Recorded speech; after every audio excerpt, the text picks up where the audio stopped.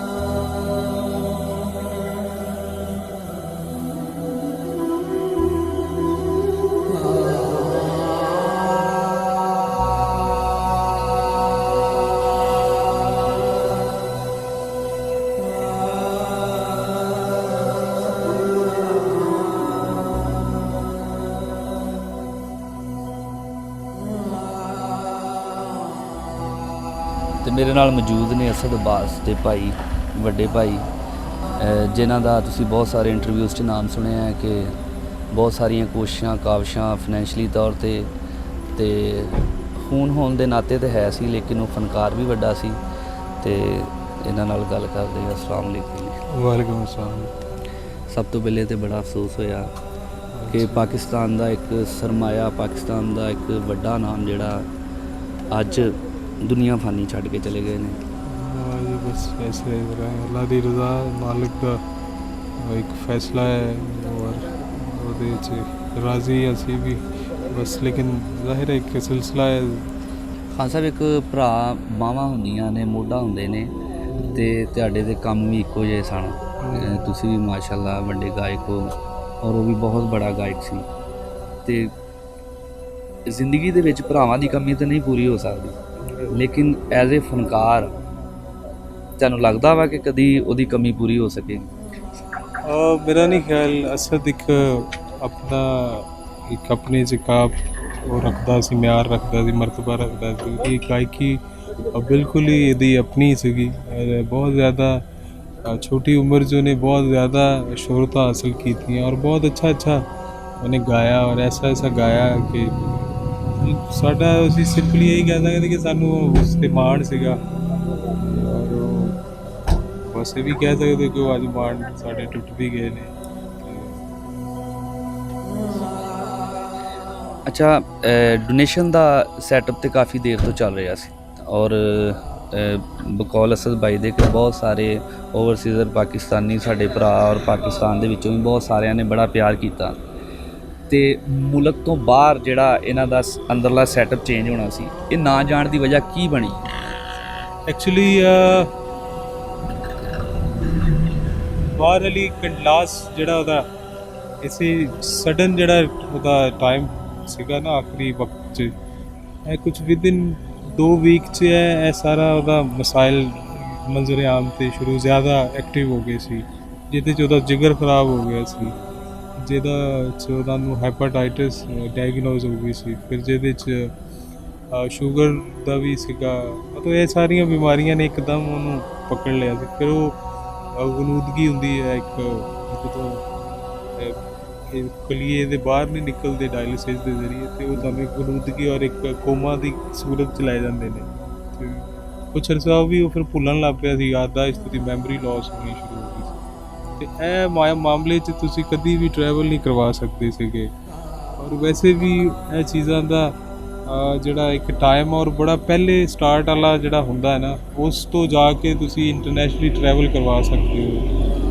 ਔਰ ਪਾਕਿਸਤਾਨ 'ਚ ਵੀ ਅਸੀਂ ਬਹੁਤ ਹਰ ਤਰ੍ਹਾਂ ਦੀ ਆਪਣੇ ਲਿਹਾਜ਼ ਨਾਲ ਜਿੱਥੇ ਤੱਕ ਵੀ ਰਿਹਾ ਅਸੀਂ ਬਹੁਤ ਆਪਣੀ ਤਰ੍ਹਾਂ 'ਤੇ ਕੋਸ਼ਿਸ਼ ਕੀਤੀ ਹੈ। ਬਾਕੀ ਇੱਕ ਨਿਜ਼ਾਮ ਸੀ, ਉਹਦੀ ਲਿਖੀ ਇੰਨੀ ਸੀ ਅਸੀਂ ਕਹਿ ਸਕਦੇ ਹਾਂ, ਉਹਦਾ ਇੱਕ ਸਾਰਾ ਸਿਲਸਿਲਾ ਇਸ ਤਰ੍ਹਾਂ ਬਣਨਾ ਸੀ, ਬਸ ਉਹਦਾ ਹੀ ਮਾਲਕ ਦੀ ਮਰਜ਼ੀ ਦੇ ਨਾਲ। ਅੱਛਾ, ਡੋਨੇਸ਼ਨ ਦਾ ਟਾਈਮ ਤੇ ਤਕਰੀਬਨ ਮੈਕਸਿਮਮ 7 ਤੋਂ 6-8 ਮਹੀਨੇ ਇਹਨਾਂ ਦੇ ਸੀ, ਲੇਕਿਨ ਇਹ ਸੁਣਨ 'ਚ ਆਇਆ ਕਿ 7.5 ਸਾਲ ਤੋਂ ਇਸ ਬਿਮਾਰੀ ਦੀ ਕਸ਼ਮਕਸ਼ 'ਚ ਸਨ। ਨਹੀਂ, ਡੋਨੇਸ਼ਨ ਤਾਂ 2-3 ਮਹੀਨੇ ਤੋਂ ਹੋਇਆ ਹੋਇਆ, 2 ਮਹੀਨੇ ਆਈ ਥਿੰਕ। ਵਾਕਈ 7-8 ਸਾਲ ਤੋਂ 2016 ਤੋਂ 15 ਤੋਂ ਇਹਦਾ ਡਾਇਗਨੋਜ਼ ਹੋ ਗਈ ਸੀ। ਅਸੀਂ ਜ਼ਾਹਿਰ ਬੜੇ ਖੁਦਦਾਰ ਦੇ ਲੋਕ ਹਾਂ, ਅਸੀਂ ਬਹੁਤ ਆਪਣੇ ਆਪ ਨੂੰ ਉਹ ਤਾਂ ਅਸੀਂ ਲੋਕਾਂ ਦੇ ਅੱਗੇ ਆਪਣੇ ਆਪ ਨੂੰ ਉਸ ਤਰ੍ਹਾਂ ਵੀ ਨਹੀਂ ਪੇਸ਼ ਕਰ ਸਕਦੇ। ਠੀਕ ਹੈ, ਸਫੈਦ ਪੋਸ਼ੀ 'ਚ ਆਪਣੀਆਂ ਚੀਜ਼ਾਂ ਸੀ। ਬਹੁਤ ਲੋਕ ਉਦੋਂ ਮੇਰੇ ਕੁਝ ਬੜੇ ਪਿਆਰੇ ਜਿਹੜੇ ਫੈਸਲਾਬਾਦ ਦੇ ਕੁਝ ਇੰਡਸਟਰੀਅਲ ਜਿਹੜੇ ਬਾਊ ਆਸਫ ਸਨ, ਉਹ ਮੇਰੇ ਬੜੇ ਸਪੋਰਟਰ ਰਹੇ ਨੇ ਸ਼ੁਰੂ ਤੋਂ, ਅਸਦ ਨੂੰ ਬੜਾ ਹੈਲਪ ਕਰਦੇ ਰਹੇ ਨੇ। ਫਿਰ ਹੋਰ ਵੀ ਇੰਟਰਨੈਸ਼ਨਲੀ ਜਿਹੜੇ ਉਹ ਡਾਇਰੈਕਟਲੀ ਅਸਦ ਨੂੰ ਵੀ ਜਿਹੜੇ ਉਹ ਦਿੰਦੇ ਰਹੇ ਨੇ। ਤੇ ਕਈ ਐਸੇ ਲੋਕ ਜਿਹੜੇ ਉਦੋਂ ਜਿਹੜੇ ਅੰਡਰਗਰਾਊਂਡ ਜਿਹੜੇ ਇਸ ਤਰ੍ਹਾਂ ਦੀ ਹੈਲਪ ਵੀ ਕਰਦੇ ਰਹੇ ਨੇ, ਮੈਂ ਉਹਨਾਂ ਦਾ ਨਾਮ ਬਿਲਕੁਲ ਲੈਣਾ ਜ਼ਰੂਰ ਸਮਝਾਂਗਾ। ਤੇ ਬੜਾ 5 ਸਟਾਰ ਵਾਲੇ ਬਾਊ ਜੀ ਸਨ, ਉਹਦਾ ਤਾਂ ਮੰਥਲੀ ਵੀ ਲਾਇਆ ਸੀ ਅਸਦ ਦਾ ਉਹਨਾਂ ਨੇ। ਬਸ ਲੇਕਿਨ ਉਹ ਫਿਰ ਇੱਕ ਟਾਈਮ ਆਇਆ ਵਾਕਈ ਉਹ ਜਦੋਂ ਉਸ ਚੀਜ਼ ਦੀ ਜ਼ਿਆਦਾ ਜ਼ਰੂਰਤ ਸੀ, ਉਸ ਪੈਸੇ ਦੀ ਜ਼ਿਆਦਾ ਜ਼ਰੂਰਤ ਸੀ ਕਿ ਉਹ ਇਹਨੂੰ ਵੱਡੇ ਲੈਵਲ 'ਤੇ ਇਹ ਸੋਚ ਰਹੇ ਸੀਗੇ, ਬਸ ਉਹ ਪੋਸੀਬਲ ਨਹੀਂ ਹੋ ਸਕਿਆ। ਲਾਸਟ ਮੁਲਾਕਾਤਾਂ ਜਿਹੜੀਆਂ ਆਸਿਫ ਸਾਹਿਬ ਨਾਲ ਸਾਡੀਆਂ ਰਹੀਆਂ, ਉਹਨਾਂ ਨੇ ਤੁਹਾਡਾ ਬੜਾ ਜ਼ਿਕਰ ਕੀਤਾ ਕਿ ਅਲੀ ਅਬਾਸ ਮੇਰੇ ਉਹ ਭਰਾ ਨੇ ਕਿ ਜਿਨ੍ਹਾਂ ਨੇ ਮਤਲਬ ਕਿ ਆਪਣੇ ਟੈਸਟ ਵਗੈਰਾ ਵੀ ਕਰਾਏ, ਆਪਣੇ ਜਿਗਰ ਗੁਰਦਾ ਹਰ ਚੀਜ਼ ਦੇਣ ਦੇ, ਉਸ ਤੋਂ ਇਲਾਵਾ ਫਾਈਨੈਂਸ਼ੀਅਲੀ ਤੌਰ ਤੇ ਤੁਸੀਂ ਉਹਨਾਂ ਨੂੰ ਬੜਾ ਸਪੋਰਟ ਕੀਤਾ। ਮੈਂ ਅਸਲ 'ਚ ਦੇਖੋ ਉਹ ਸਾਡਾ ਇੱਕ ਕੁਝ ਚੀਜ਼ਾਂ ਇਨਸਾਨ ਕਿਸੇ ਨੂੰ ਐਕਸਪ੍ਰੈਸ ਨਹੀਂ ਕਰ ਸਕਦਾ, ਔਰ ਅਸੀਂ ਬਹੁਤ ਦਿਲੀ ਇੱਕ ਉਹਦੇ ਨਾਲ ਮੇਰੀ ਅਟੈਚਮੈਂਟ ਸੀਗੀ। ਹਾਲਾਂਕਿ ਬੜਾ ਇੱਕ ਆਪਣੀ ਤਰ੍ਹਾਂ ਦਾ ਬੱਚਾ ਸੀ, ਆਪਣੀ ਤਰ੍ਹਾਂ ਦਾ ਉਹਦੀ ਇੱਕ ਸੀਗੀ, ਇੱਕ ਹਰ ਤਰ੍ਹਾਂ ਦੀ ਇੱਕ ਆਪਣੀ ਮਾਈਂਡ ਦੇ ਨਾਲ ਚੱਲਦਾ ਸੀ, ਲੇਕਿਨ ਮੇਰਾ ਉਹ ਦਿਲੀ ਉਹਦੇ ਨਾਲ ਬੜੀ ਮੁਹੱਬਤ ਸੀ ਔਰ ਕੁਦਰਤੀ ਕਨੈਕਸ਼ਨ ਸੀ ਮੇਰਾ ਉਹਦੇ ਨਾਲ। ਅਤੇ ਵਾਕਈ ਇੱਕ ਟਾਈਮ ਆਇਆ ਮੈਂ ਵੀ ਇਸ ਚੀਜ਼ ਨੂੰ ਕੀਤਾ ਸੀ, ਹਾਲਾਂਕਿ ਮੇਰੇ ਤੋਂ ਵੱਡੇ ਭਾਈ ਨੇ ਦਿੱਤਾ ਵੀ ਸੀ ਗੁਰਦਾ। ਸੈਕਿੰਡ ਟਾਈਮ ਜਦੋਂ ਮੈਂ ਚਾਹਿਆ ਸੀ ਕਿ ਮੈਂ ਇਹਨੂੰ ਡੋਨੇਟ ਕਰਨਾ ਵਾ, ਫਿਰ ਕੁਝ ਲੋਕ ਫੈਮਿਲੀ ਦਾ ਇੱਕ ਰਿਹਾ ਕਿ ਤੂੰ ਜ਼ਰਾ ਸਾਰਿਆਂ ਨੂੰ ਸ਼ਾਇਦ ਟੇਕ ਕੇਅਰ ਕਰ ਰਹੇ ਸਾਰਿਆਂ ਦਾ, ਹਾਲਾਂਕਿ ਇਤਨਾ ਹੁੰਦਾ ਕੁਛ ਨਹੀਂ ਸੀ, ਹਾਲਾਂਕਿ ਸਾਰਿਆਂ ਦੀ ਮਰਜ਼ੀ ਦੇ ਨਾਲ ਉਦੋਂ ਅਸੀਂ ਉਹ ਚੀਜ਼ਾਂ ਉਹਨਾਂ ਨੇ ਫਿਰ ਮੈਨੂੰ ਮਨਾ ਕਰ ਦਿੱਤਾ। ਫਿਰ ਉਹਦੇ ਟੈਸਟ ਜਦੋਂ ਕਰਵਾਏ ਉਹ ਤੋਂ ਪਤਾ ਚੱਲਿਆ ਕਿ ਇਹਦੇ ਇਨਫੈਕਸ਼ਨ ਅੰਦਰ, ਇਹਦਾ ਹਾਲੇ ਟ੍ਰਾਂਸਪਲਾਂਟ ਹੋ ਹੀ ਨਹੀਂ ਸਕਦਾ। ਉਹ ਇਸ ਲਈ ਫਿਰ ਤੋਂ ਡਿਲੇ ਹੁੰਦਾ ਗਿਆ। ਉਹ ਇਨਫੈਕਸ਼ਨ ਦੇ ਪਲਾਜ਼ਮੇ ਹੋਣੇ ਸੀ, ਉਹ ਪਲਾਜ਼ਮੇ ਵੀ ਬੜੇ ਐਕਸਪੈਂਸਿਵ ਸੀ, ਅਤੇ ਬਸ ਉਹ ਕੁਝ ਚੀਜ਼ਾਂ ਨਹੀਂ ਪੋਸੀਬਲ ਹੋ ਸਕੀਆਂ ਔਨ ਟਾਈਮ, ਕੁਝ ਵੀ ਰਹੀ ਹੈ ਕਿ ਨਹੀਂ ਹੋ ਪਾਈਆਂ ਚੀਜ਼ਾਂ।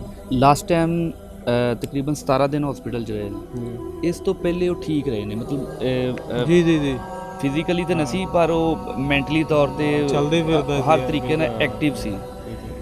ਉਹ ਉਸ ਟਾਈਮ ਉਹ ਕਹਿ ਰਹੇ ਕਿ ਅਸੀਂ ਲਾਹੌਰ ਦੇ ਕਾਫੀ ਅਦਾਰਿਆਂ ਦੇ ਬਹੁਤ ਸਾਰੇ ਚੱਕਰ ਲਗਾਏ ਨੇ, ਆਇਆ ਕਿ ਕਿਆ ਗੌਰਮੈਂਟੀ ਤੌਰ ਤੇ ਵੀ ਇਹ ਕੋਈ ਮਸਲੇ ਮਸਾਇਲ ਬਣੇ ਰਹੇ? ਨਹੀਂ, ਗਵਰਨਮੈਂਟ ਨੇ ਬਹੁਤ ਹਰ ਲਿਹਾਜ਼ ਨਾਲ ਬਹੁਤ ਸਪੋਰਟ ਕੀਤਾ ਹੈ। ਅਸਲ ਦੇਖੋ ਇੱਕ ਚੀਜ਼ ਤੁਹਾਡਾ ਅੰਦਰਲਾ ਇਲਾਜ ਦੇ ਕਾਬਿਲ ਹੀ ਨਹੀਂ ਹੈ ਜਦੋਂ ਇੱਕ ਚੀਜ਼, ਤੇ ਗਵਰਨਮੈਂਟ ਦੇ ਹਸਪੀਟਲ ਵੀ ਉੱਥੇ ਕੁਝ ਨਹੀਂ ਕਰ ਸਕਦੇ।